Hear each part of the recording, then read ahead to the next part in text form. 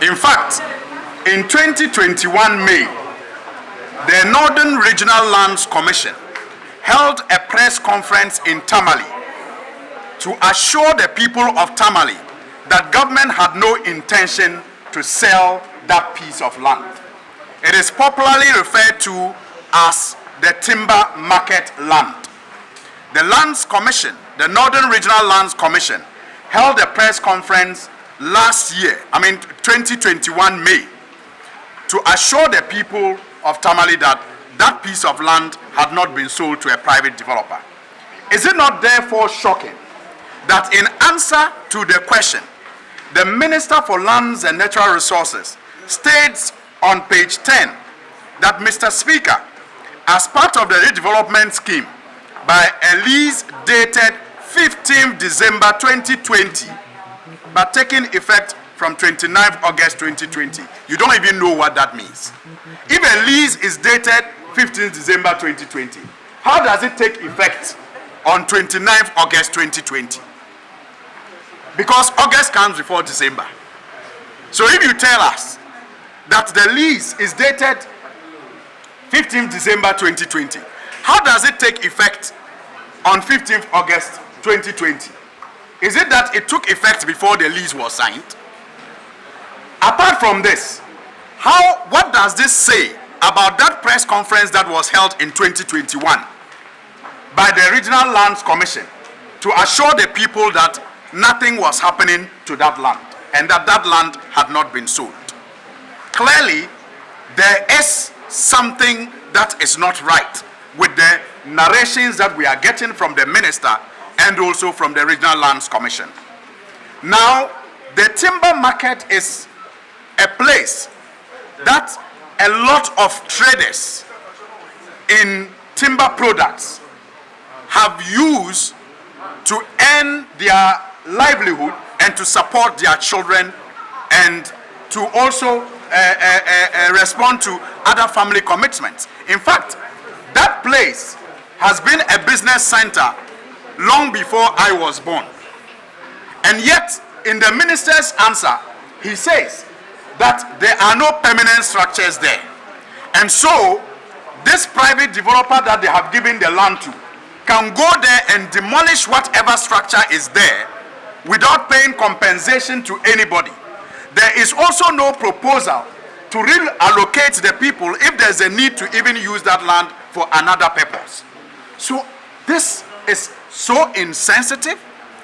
Even if we agree that the government should redevelop that land, the approach is insensitive. Now we do not even know what to believe. Whether we should believe the Regional Lands Commission that says that that land has not been given to a private developer in 2021, or we should believe the minister who says that it has been given to a private developer since 2020. Now, to also be boastful about how the government is appropriating other lands at the aviation center city in Accra, the Kumasi Cape Coast lands, and that they are allocated all of these to private developers. And it is as if, and so what? We have given the land out to be developed by private people, and so what? I think this smacks of arrogance, and as a people, we must protect these lands from private encroachment and, used by people that will be to their benefit but not to the benefit of the state. And that is why I think that it is important that I call you, since I missed the opportunity to do these follow-ups on the floor, to draw your attention to how important this matter is, especially to the people of Tamale, the men and women who have been trading at the timber market, and how their faith is in a balance without any sensitivity towards their livelihoods. As a result of this conflicting report from the Regional Lands Commission and from the minister, it is important that we find out the terms and agreements, the memorandum of understanding, the details of it that exists between the ministry and this private developer, and the fate of the people who have lived on that land all these years. And like I said, for over 30-40 years now, people have been living on that land maintaining it and trading on that land. And it is insensitive to suggest that you can simply take a bulldozer there and demolish the structures there without providing an alternative place and without also compensating the people. Engaged in a lot of misinformation and is attempting to mislead the public, particularly the people of Tamale. And forgive me and excuse me if I'm a bit harsh, but I have to say it. But very characteristic of him and his lot. The idea is just to incite public disaffection towards the government and the party for political gains. That is all it is. Redevelopment began as far back as President Rawlings' government. And the concept behind redevelopment is that many of you are aware that bungalows, colonial bungalows, sit on large tracts of land. The government acquired several parcels of land, and those parcels of land have not been put to optimal use in a manner which will serve the socio-economic development of our country. So redevelopment began as far back as the Rawlings' era. And indeed, President Kufuor's government continued with the concept of redevelopment. So did President Atamils, so did President Mahama, so is President Akufo-Addo. And this particular subject clearly falls within the ambit, the four corners of redevelopment. And as I indicated in my answer, unfortunately the MP was not on the floor of Parliament, so he wouldn't have heard the answer I gave. As I say, he refused to come to ask his question. And he was not there to participate in the proceedings of Parliament. And therefore, he is not even seized with the proceedings and the discourse which took place in Parliament. He's ill-informed. And as I said on the floor of Parliament, this particular subject is a matter I inherited. The lease in favor of this private developer was executed on 15 December 2020 and was to take effect on 29th August 2020. The claim by the Honorable Member of Parliament for Tamale North that the Lands Commission in Tamale has given out a statement which contradicts the statement I've given is false. It's false, and I should say it's irresponsible for a Member of Parliament to peddle such falsehood, because the truth is that the records I gave to Parliament are records which are before the Regional Lands Office of Tamale. And the Lands Commission, by the dictates of our national constitution, are the sole repository of records when it comes to lands. If you and I have a dispute over land and we go before the court and the Lands Commission provides records, the court will rely on the records of the Lands Commission, not myself or you.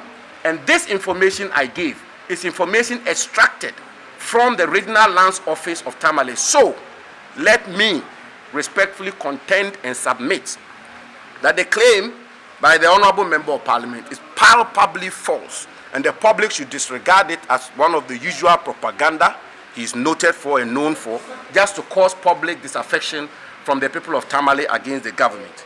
In conclusion, the matters relating to the Tamale Timber Abu market are beyond and above reproach. The records are there for all of us to appreciate. It forms part of the broader scheme of government redevelopment. The leases which were granted before I assumed office, and the people who are authorized to grant leases in favor of private developers are the Lands Commission acting in the name of the President. And that is what happened on the 29th August 2020. As I said, again, the claim that there are permanent structures and is going to affect individuals and is insensitive, that also is another palpable falsehood. There are no permanent structures there. The place has been inspected. There are containers and kiosks there. And indeed, as I speak to you and as I indicated in my answer, the Lands Commission and the lessee are working with all stakeholders, including the Tamale Metropolitan Assembly, to make sure that these individuals are compensated adequately. And above all, this is not going to be a development for the sole benefit of the developer. This is going to be a commercial development. And we have all seen Airport City in Accra under President Rawlings through redevelopment, where the President Rawlings' government invited private developers to raise the landscape of the Airport City, which is now lifted and giving us a facelift as a capital, as a national capital. That is exactly what we want to do in Abu. And indeed, they will be compensated, they will be catered for, we are going to be sensitive to them, and the development is rather going to benefit the people of Tamale on the contrary.